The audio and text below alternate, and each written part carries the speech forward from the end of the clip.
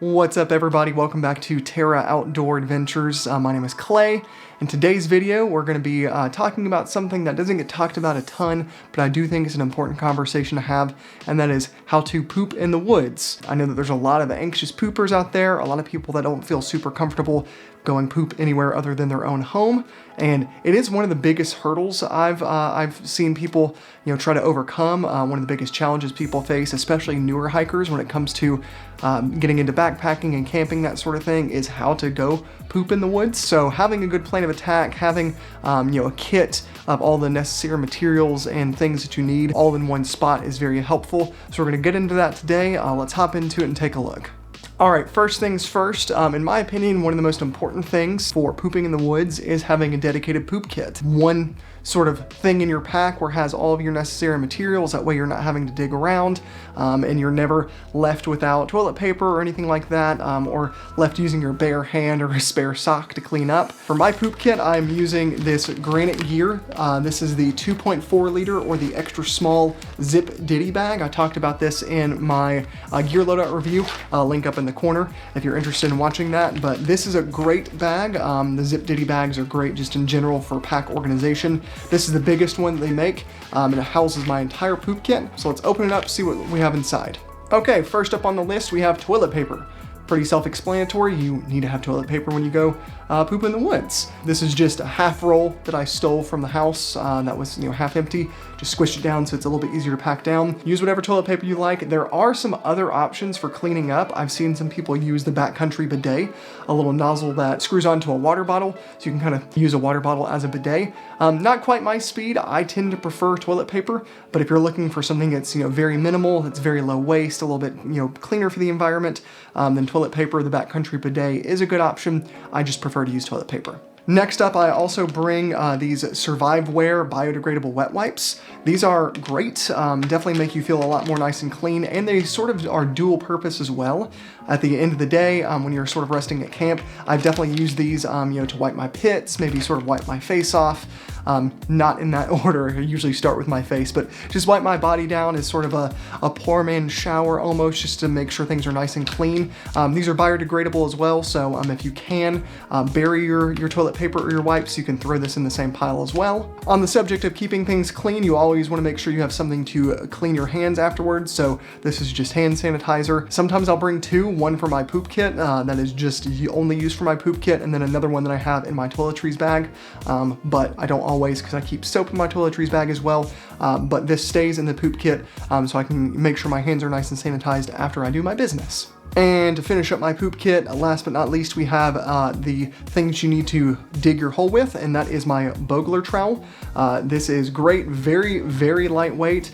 Almost feels a little flimsy. The first time that I used it, I was a little worried that it was going to be too flimsy, but I've never had any issues with this bending. I keep this at the bottom of my kit, so it sort of acts as like a spine almost to give some structure to my kit. Great, and one of the things that I love about this is, as you can see here, it does have these serrated edges. So if you need to sort of cut into some more rooty or thick soil, you can. And one of the things I've noticed with some other trowels, especially metal trowels that you can find online, sometimes they'll try to have these rolled edges or folded metal edges to make things be a little bit more easy in the hand. I've never felt any of those that actually work or are comfortable as this Bogler trowel. And if you really have to sort of force your way through some soil, there is this plastic cap on the top. Really makes it nice to sort of hammer into the soil if you need to. So this is great for digging your holes. That's sort of the essentials that I bring for my poop kit. Next we'll go into what you actually need to do when nature calls. Now that we have all the tools that we need, it's time to go find yourself a good spot.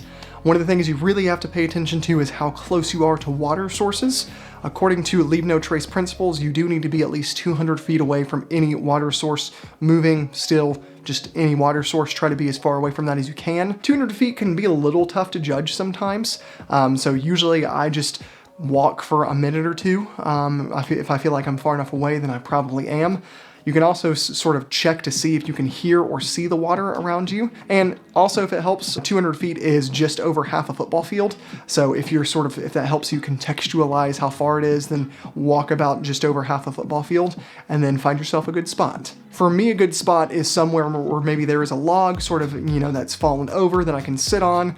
Maybe there's a tree or a rock that I can lean up against. My quads and my thighs are not strong enough to just have a comfortable experience if I'm just squatting. So typically I like to find something to lean up against. It makes me feel a little bit more relaxed.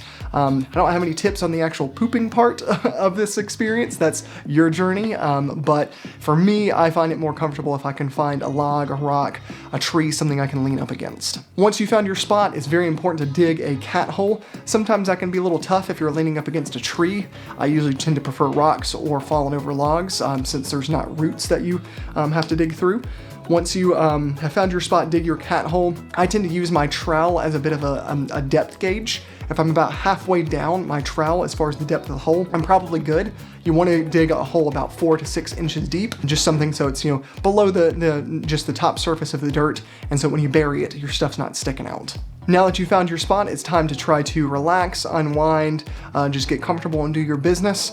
Like I said, I don't have any tips for actually the pooping part. That's your experience, that's your journey, but there are some important things to remember when it comes to disposing of waste. There are some areas that you might be hiking or camping in that are not comfortable with you burying your toilet paper or your wipes or whatever you use to clean up. So definitely pay attention to the local regulations for where you're at. Check before you go. If you are supposed to pack out those materials, then bring materials to pack out. You can purchase these things online called wag bags. If you don't want to purchase those and you have Ziploc bags already in your house, what you can do is bring the correct number of sandwich or snack size Ziploc bags for the number of poop trips that you think you might be going on. So if you're just on a 2 or 3 day backpacking trip, then maybe just bring 1 per day if you think you're going to poop each day.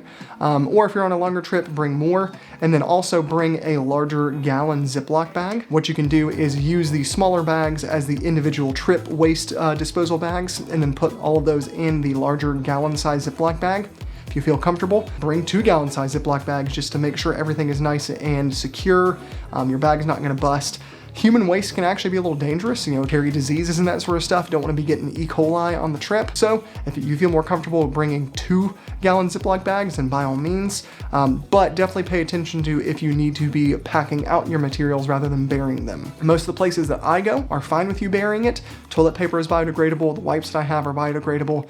So there's really no issues with that. Definitely after you've dug your hole and if you've done your business, I usually try to use a stick to sort of just scoop the dirt back over my poop and my toilet paper and my wipe and that sort of thing. I don't like to use my trowel to get in contact or get close to the dirt, just because I don't want to have to sit there and clean and sanitize my trowel from human excrement and that sort of stuff. I just want to have my trowel for dirt and dirt only. So I usually get a stick, kind of scoop everything over, maybe tap it down a little bit, and then I use that stick and stab it down into my pile.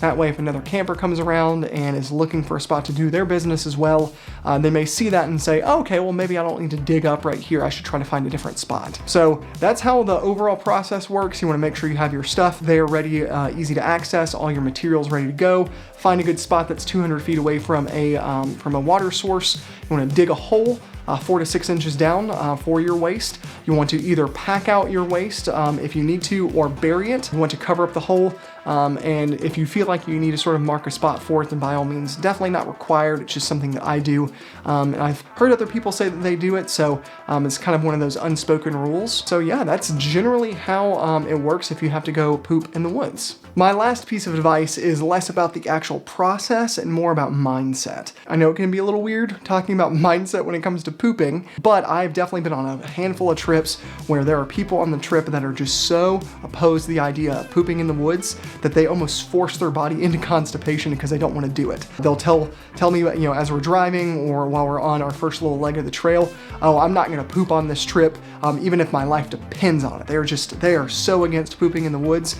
And in my opinion, that is a really terrible mindset to have because, again, you can almost force your body into constipation, which is not good. If you're going on just like a little overnight trip or maybe even like a 2-night, 3-day trip, Sometimes your body just doesn't need to go. I have gone maybe 2-3 days at most just in my normal life without pooping.